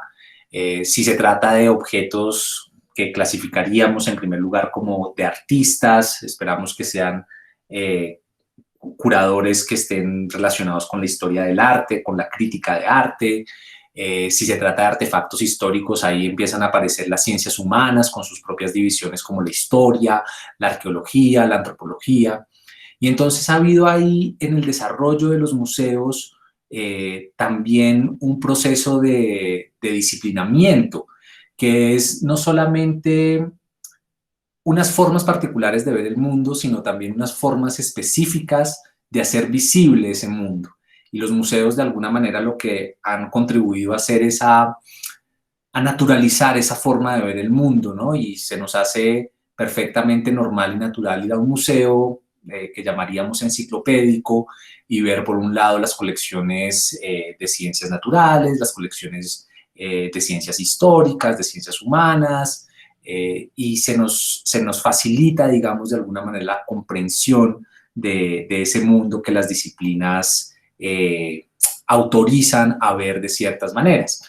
Y los curadores parece que están atados íntimamente a esos campos de especialización. A mí me interesa, ya para ir cerrando, volver sobre la pregunta de qué es aquello que cuidamos y que se cuida en las colecciones de los museos y cómo cuidar o hacer curaduría implica un ejercicio o es una práctica de reparación. Entonces propongo aquí un tercer elemento a través del cual pensar esa relación entre curar como una actividad, digamos, universal, y con el problema de la transdisciplinariedad, que es un problema ya mucho más específico de nuestra trayectoria histórica. Y esto lo pongo en relación con un conjunto de cosas que la antropología ha identificado dentro de su clasificación de cómo en distintas sociedades se tejen relaciones entre las personas y las cosas, como aquellas cosas que no se deben ni comprar, ni vender, ni regalar, sino guardar. Parece ser que en todas las sociedades hay un conjunto de objetos que sencillamente son sacados de cualquier esfera de intercambio y se conservan, se guardan, se rompe ese círculo de posibilidades de comunicación con ellas y se les limita de alguna manera y se delimita de tal forma que queremos hacer que esas cosas se guarden perpetuamente. Entonces, se les excluye de ese espacio de intercambio con el objetivo de que continúen existiendo en el tiempo. Entonces, hay unas coordenadas que me parece interesante y en la diapositiva no quiero dejar de mencionar que empezamos a ver parte del resultado de la intervención de material de estudio, que también me parece que es una línea de conversación que guarda unas relaciones con lo que estoy diciendo, pero que tiene su propia autonomía por otra parte. Y es esta relación entre remediar, disciplinar y guardar. Y entonces en esa relación, lo que al final termino proponiendo es que para pensar y practicar la curaduría como un ejercicio transdisciplinar, deben existir dos movimientos que son relacionados, pero que son discontinuos. Por una parte, pasar de la especialización a la erudición, y con eso no quiero decir, volviendo al comentario de William, de hacernos más serios o más solemnes, que es uno de esos sentidos a los cuales se vincula la palabra erudición, sino por el contrario, volver a ese aspecto lúdico del conocimiento, a ese deseo de saber de todo, aunque sea imposible, porque la especialización, a mi juicio, y en el marco de este argumento, nos restringe y justamente nos disciplina, mientras que la erudición, que es una ambición casi que irrealizable, nos invita todo el tiempo a salirnos de esos límites establecidos. Y por otra parte, pasar de la exégesis a la sanación. ¿Qué quiere decir eso? La exégesis como ese ejercicio a través del cual el curador nombra, da lugar, da sentido a los objetos, como queriendo decir que gracias a su saber él puede decir qué es lo que un objeto es, y pasar a la sanación como un objetivo de restituirle el sentido al objeto, no como si tuviera un contexto original al cual volver, sino como un objeto que necesita mantener unas relaciones con aquellos que lo conservan, que aquellos que lo guardan, ¿no? Y en ese sentido la sanación, digamos que lo uso aquí como un término que resalta ese significado de la curaduría y de la curación, porque me parece que una de las labores interesantes que una curaduría puede hacer es la restauración de mundos que han dejado de existir, pero que sigue siendo posible pensar en el presente. En síntesis, pues la idea de que la curaduría y la reparación son prácticas de cuidado. Y aquí quisiera darle la palabra a Laura y a Lorena para que nos cuenten un poco más de lo que propusieron y con eso iremos terminando. Listo, muchas gracias Héctor, gracias por toda la presentación. Sí, buenísimo, muchas gracias y bueno, muy chévere que hayan puesto la cámara, nos encanta verlos allá todos suturando en simultáneo, me parece lo máximo, o sea, increíble. Yo también elegí el rojo por acá hoy. Y pues bueno, un poco para contarles de qué se trata Material, nosotros somos un colectivo de artistas y básicamente lo que nos interesa es tejer redes de afecto por medio del encuentro entre humanos y no humanos, y por medio de estas plataformas y de estos, digamos, de esas excusas, poder dar respuesta o seguir ampliando la pregunta sobre cómo aprender a vivir mejor juntos a partir precisamente de las prácticas de cuidado y de afecto, sí, finalmente. No sé si quieres agregar. Sí, pues me gustaría contar un poquito cómo fue este proceso. Digamos que el punto de partida era la conversación con Héctor, pero teníamos que tener una relación con el barrio, Barrios Unidos. Entonces, pues comenzamos a recorrer el barrio y ver qué materiales disponibles hay, sí, como frecuentes en el barrio. Es una práctica que hacemos desde material, en ver qué hay disponible, qué sobra, qué no vemos. Y pues en este recorrer encontramos estos sitios donde trabajan el cuero, que reparan, hacen, pero también reparan chaquetas, jeans, bueno, demás cosas. Entonces comienza un diálogo con uno de los señores que trabaja en el barrio, de cómo es su relación con el reparar.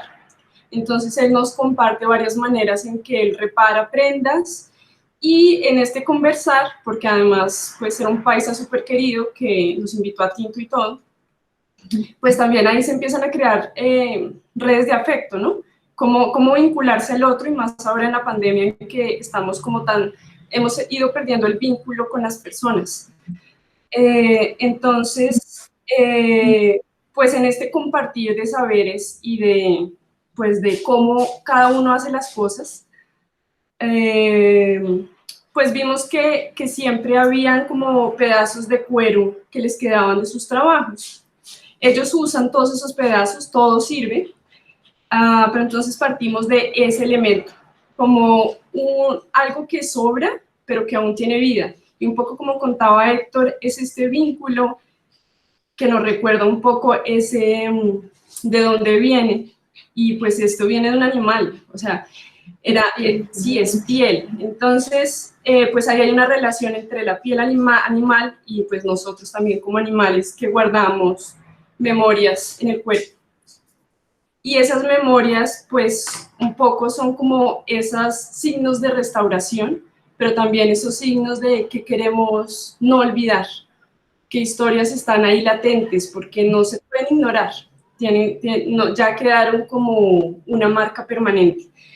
Entonces, pues, por eso creamos esta pieza colectiva, para tratar de compartir un poco esas memorias que guarda el cuerpo, esas suturas que no podemos ignorar, y también pues esa capacidad nuevamente como de unirnos ante estos momentos de tanta división.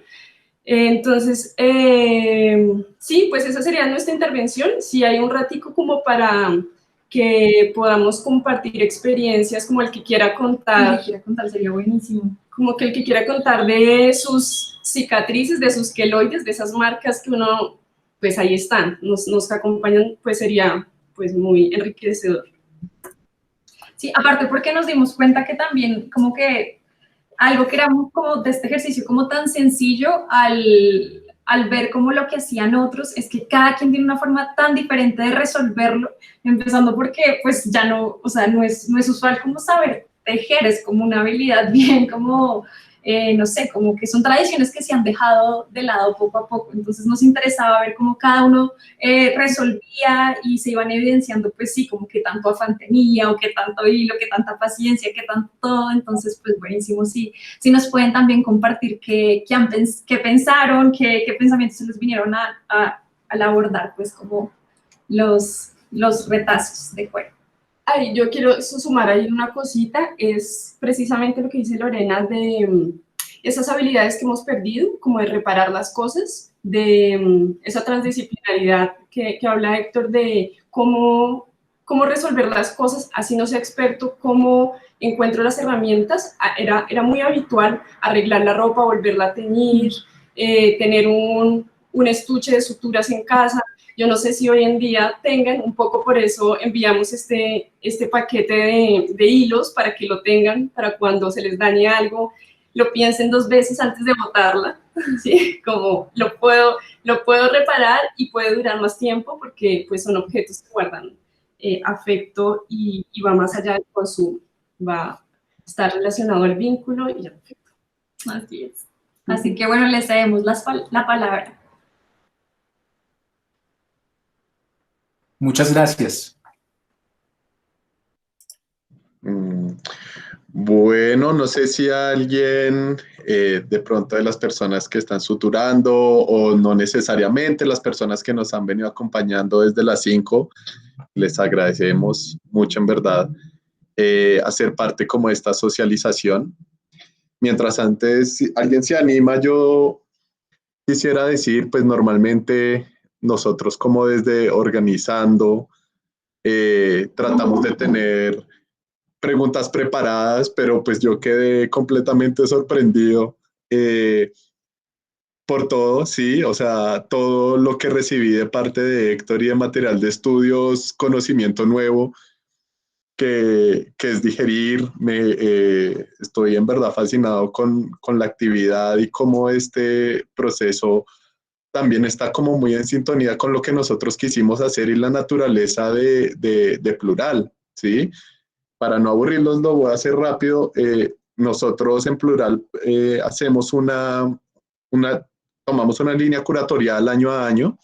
Este año fue plural, que es nuestro nombre, y es un poco entender qué significa esa pluralidad.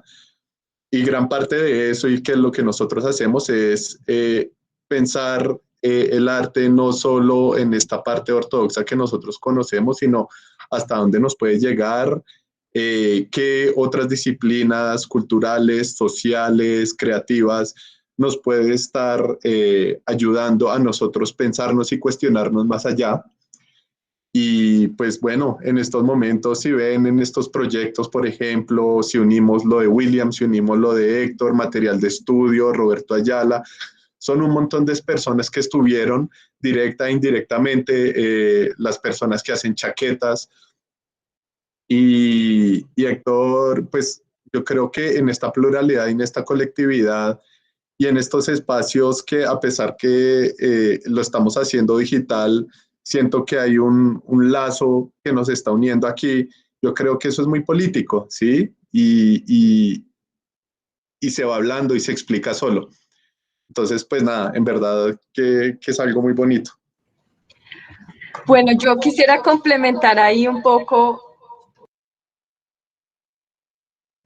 respecto a lo que decía Juan Fernando y casi con la introducción de Héctor, y es que dentro de mis primeras experiencias justo dentro del campo laboral en el mundo del arte y conociendo algunas obras, por ejemplo, de José Alejandro Restrepo, etcétera, siempre estaba en la inquietud de si el arte acaso podría cambiar el mundo, y eso se vincula un poco con la conversación que teníamos con William sobre la aparición de lo que se conformó como la violencia, movimiento artístico aquí en Colombia, que ha seguido durante las últimas décadas. Pero para mí la duda siempre fue si realmente el arte o todas estas prácticas artísticas realmente podrían modificar de alguna manera el mundo si no estamos de acuerdo con lo que está sucediendo. Y con algunas obras muy importantes del arte colombiano, pues para mí generaron como un tambaleo en mi sistema de creencias. Entonces yo lo que usualmente digo es, el arte no va a cambiar el mundo, pero sí puede modificar pensamientos esenciales. Y en esa medida, pues yo creo que se presenta una contrariedad en la que dice, pues sí hay posibilidad de que el arte y este tipo de encuentros estéticos, o en el que tenemos una serie de conversaciones a través de lo que es el arte, pues sí podemos poner a tambalear lo que creemos y en ese sentido reconstruir lo que pensamos respecto a nosotros mismos como sociedad. Entonces, de todas maneras, con la conversación de Héctor, muchísimas gracias, y con esa introducción, pues también quería hacer ese aporte allí.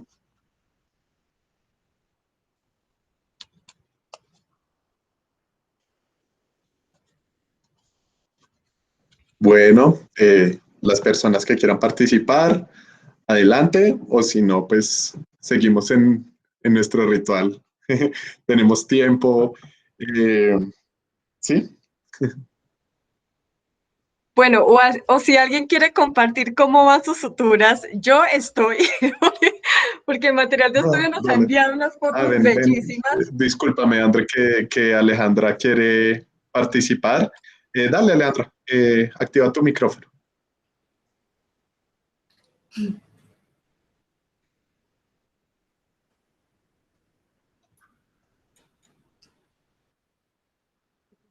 Eh, a ver, es que yo no puedo activar. Dame un segundo a ver si cómo puedo hacer acá.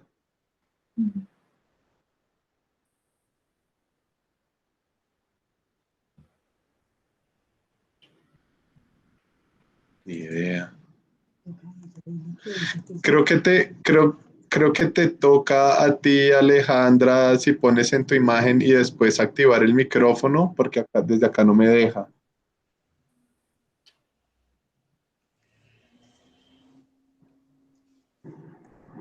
Mm,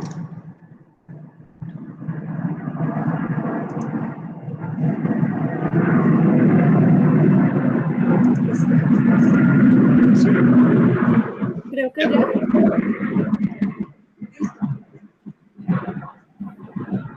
¿Sí escucha?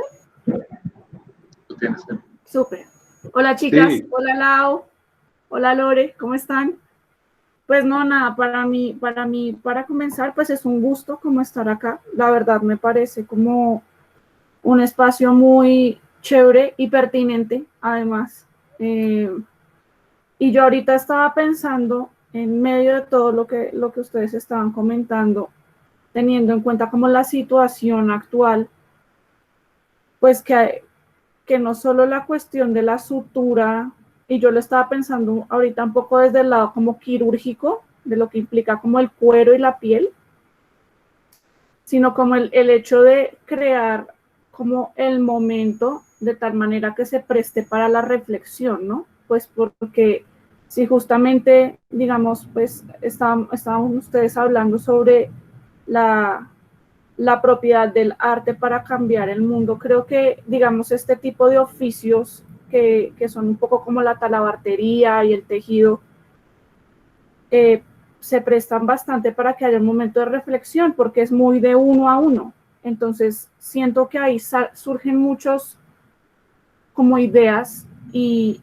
digamos que para el momento en el que nosotros estamos viviendo y lo estamos abordando como artistas, me parece que la reflexión que cada uno tiene sobre el ejercicio de reparación, pues es bastante importante y es importante que además se divulgue y se multiplique, porque de esa manera también hay como una reparación colectiva en el hecho de comunicar y no solo partir de el ejercicio y como el ritual, como ustedes lo estaban llamando, sino el hecho de empezar a que esto es como una membrana que se expande. Entonces eso es muy bonito porque de una u otra manera, desde las multiplicidades de la reparación, pues viene a ser un gesto muy simbólico y puede que, digamos, una a veces no sea consciente de las maneras de reparar que uno tiene, y creo que llevarlo ya a algo tangible y algo como tan,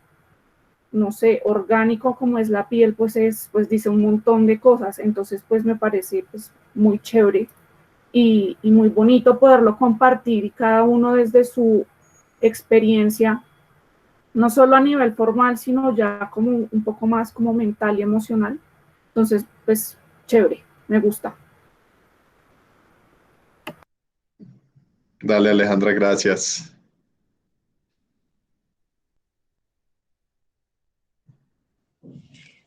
Hola, ¿me oyen? Sí, Ana, adelante, gracias. Bueno, no, pues yo les quería contar un poco mi experiencia. Fue súper bonito en el sentido que, claro, este tipo de cicatrizaciones es bien, se nota, ¿no? Hay distintos tipos de cicatrización en la piel, ¿no?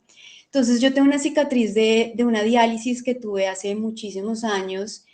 Y era como esta cicatriz presente constantemente en mi barriga, y cuando llega el kit y empiezo como a mirar el cuero y de alguna manera se vuelve un tema de observación de mi propia cicatriz, y cómo a partir de este ejercicio empiezo a coser a representar mi cicatriz en esta piel que ustedes envían, pues para mí fue un ejercicio donde pude ver, digamos, también trayendo el texto de lo bello y de lo lindo.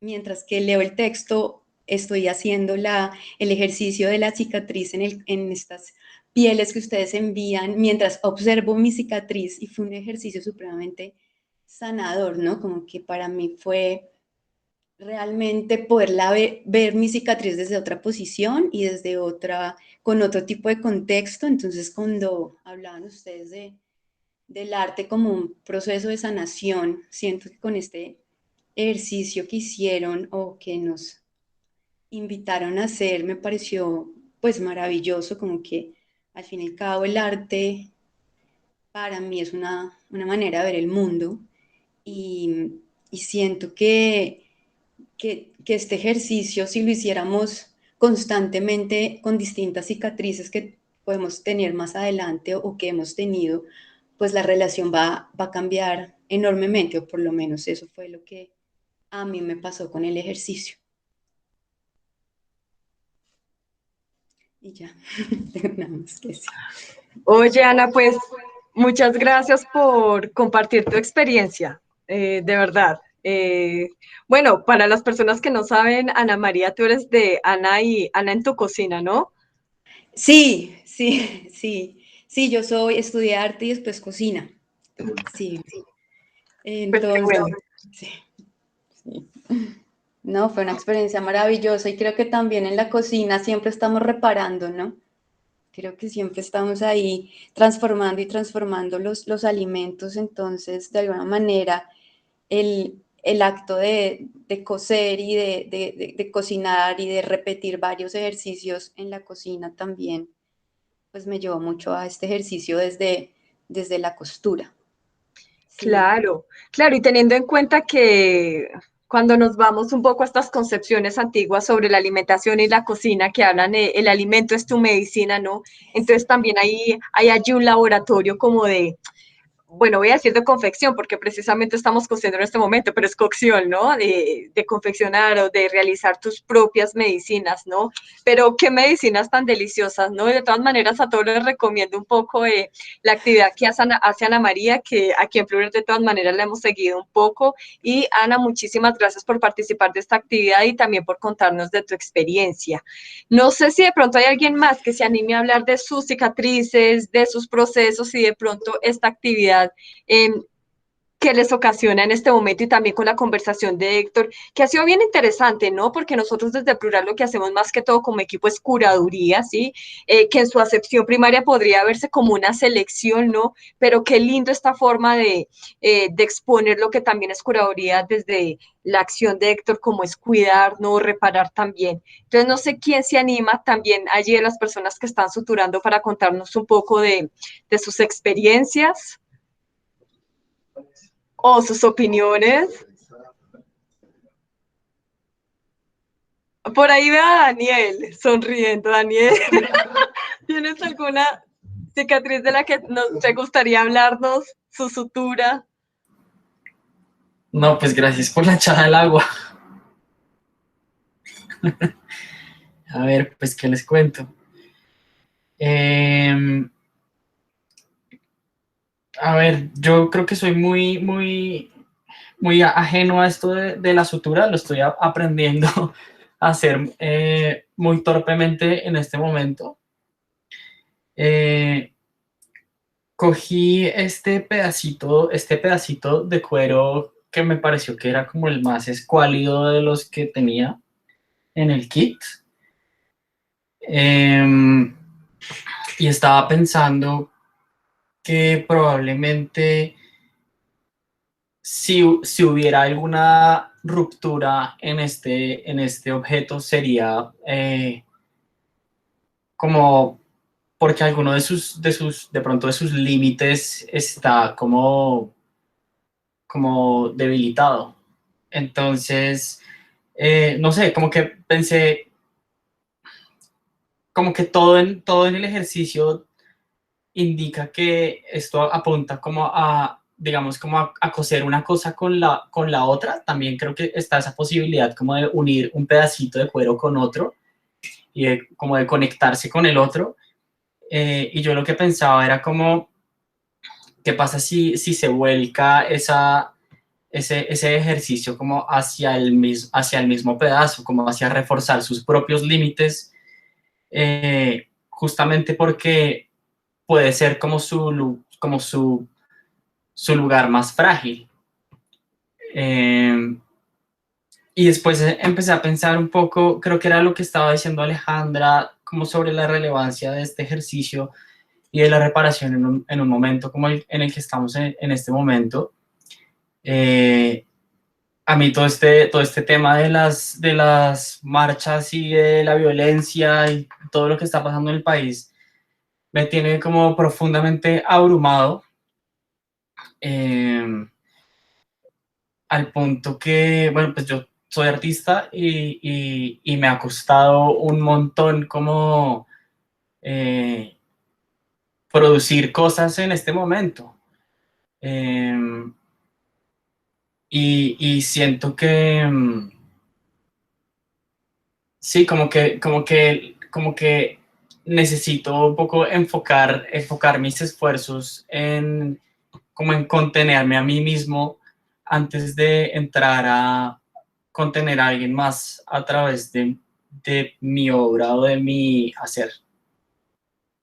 Entonces, eso es lo que estoy haciendo en este momento. Este soy yo. Ya, Daniel, no, pues muchísimas gracias por compartir también estas inquietudes. Hola. Hola, Angie. Hola, Angie, Sí. ¿cómo estás? Bien, Adelante, bien, gracias. cuéntanos. Sí, es que me gustaría comentar que estoy muy de acuerdo con unas cosas de las que dijo Daniel, porque pues yo aquí en el ejercicio de la sutura también, los pedacitos que tenían, algunos tenían como huequitos, ¿sí? Entonces me llamó la atención como el hecho de con este mismo cuero unirlos a través de esos huequitos, porque varios tienen esos mismos orificios, entonces me pareció como interesante el ejercicio de unirlos a través de esa sutura y de los mismos pedazos de cuero. Y yo pienso que esto más es como una representación de la memoria. Las cicatrices son como una memoria, como algo que, pues, aunque está ahí, nos va a servir para recordar y para siempre tener como en la cuenta, y más, digamos, en este momento pues, social, lo pienso como eso, como nuestras cicatrices y lo que está ocurriendo en la sociedad ya nos ha generado tantos recorderis, y como tal vez nosotros continuando y haciendo este ejercicio como que ya lo sabemos todos, pero como que al hacerlo nosotros mismos lo podemos reflexionar un poco más. Ya me tuvo mucho la atención eso. También en el libro yo leía una parte que había como una pregunta que decía que por qué reparamos las cosas, y me parecía muy interesante esa pregunta, y porque pues nuestra sociedad colombiana como que tiende mucho a reparar las cosas, a mandar a arreglar, no solo las cosas de sastrería, sino digamos un electrodoméstico, un DVD, cosas así, como que no nos tomamos como voy a comprar ya uno nuevo, sino que decidimos repararlo. Entonces eso también me llama la atención como de costumbre de colombiano, porque he escuchado como en otras partes del país que ellos decían, no, pues si ya algo se daña, lo botan y listo, comprar un nuevo electrodoméstico, como que eso de mandar a arreglar un televisor, de mandar a arreglar un DVD, que hay esos deshuesaderos de partecitas, de cositas, que eso no, como que no lo existe en muchos países, y como que es hacer muy raro que el colombiano haga eso, de ponerse a recoger a partecitas y tratar de reparar algo, cuando ellos lo consideran como ya basura. Y pues en ese sentido yo no pienso que sea como porque uno le guarde un valor o un sentimiento, como lo es, digamos, en el caso de la ropa, que tal vez uno sí le tiene como un sentido y que uno no lo quiere botar. Pero con los electrodomésticos y cosas así, pienso que es más como por la misma cultura del colombiano de ser recursivo, de como tratar de seguir manteniendo esas pequeñas cosas, ¿sí? No tanto por el valor, sino como por el ahorro. Entonces a mí se me hace curioso ese comportamiento de colombiano, como esa costumbre de colombiano. También me llamó mucha atención esa parte cuando estaba leyendo el texto, que caí como en la cuenta de que es también algo muy, muy de costumbre. Y bueno, ya, básicamente eso. Gracias. Gracias, Angie, gracias, Daniel. Bueno, ya se nos está acabando el tiempo. Antes de darle la palabra a Material o a Héctor, si quieren despedirse, no, en verdad, muchísimas gracias por acompañarnos. Pues fueron muchas personas las que estuvieron conectadas y pues uno entiende de todas maneras que en muchas ocasiones no es difícil, pero bueno, este momento, a pesar de que haya sido muy corto, fue muy simbólico y muy importante para el proyecto y yo creo que alimenta esta idea de la pluralidad, no solo en esta acción, sino en todas las cosas y en todos los libros y en esta idea de poder empezar a generar lazos de comunicación de distintas maneras. Nada, muchísimas gracias, Héctor, Material. No sé si quieren despedirse y a todos muchísimas gracias. Hola, yo quiero decir algo pequeño. Ay, perdón, Natalia, claro que sí, dale. ¿Sí? ¿Está bien? Sí, claro que sí. Hola, ¿cómo están? Yo quería decir algo como corto porque ya pues vamos a acabar y todo, pero es que esta palabra de reparar me ha estado sonando mucho, sobre todo pues claro en estos días, y apenas recibí el kit y como esta repetición de esta palabra, y he escuchado mucho como en estos días de marchas de mucha gente que como que están orgullosos de, digamos, como esta nueva generación, como los jóvenes, que vamos como a hacer algo, ¿no? O sea, digamos que muchas veces, claro, o sea, uno piensa como en los papás y es como un sentido de qué pasa con Colombia y qué pasan con las cosas. No, pues las cosas son así y ya, ¿no? O sea, siempre han sido así. Y yo pensaba como, pues sí, o sea, la función de uno como joven es como pensar que puede cambiar algo. Y lo que decían ustedes también, podemos como cambiar el mundo con el arte o hacer algo. Y también se me venía mucho a la cabeza una imagen que hizo una amiga hace poco, como con todo lo del paro, y es una señora con una banderita y dice, por todos lo vamos a reparar. Y estaba pensando en eso, en el ser joven, en el estar en Colombia, en el marchar, en pensar como que algo puede cambiar y también como mucha gente como que piensa como no, pero pues o sea, yo, ¿por qué voy a hacer eso? Sí, pues no es mi culpa, ¿no? Y pensando como desde joven, pues, o sea, yo qué, yo no tengo nada que ver con el conflicto, ¿no? Yo no tengo nada que ver con lo que le hicieron a mucha gente, o sí, o incluso con el cambio climático. Pues que yo no viví hace 50 años y tampoco 100. Pero lo voy a reparar porque pues estoy acá. Entonces como, ¿por qué reparamos las cosas también? Entonces como, o sea, no me voy como a quitar la responsabilidad porque no hice nada, sino como porque por todos lo vamos a reparar. Y ya como que estaba pensando en eso, quería decir eso. Muchas gracias, Natalia. Muy lindo.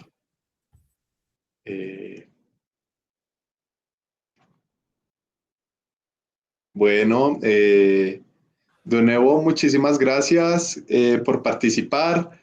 Lorena, Laura, Héctor, André, a todos los que estuvieron.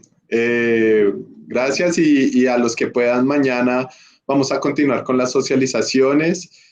3 grupos de curadores increíbles, cada uno abordando su práctica y esta intención de comunicar lo que nosotros hacemos a un público variado, diverso, con distintos tiempos, con distintas dinámicas y pues nada, muchas gracias y que estén muy bien. Bueno.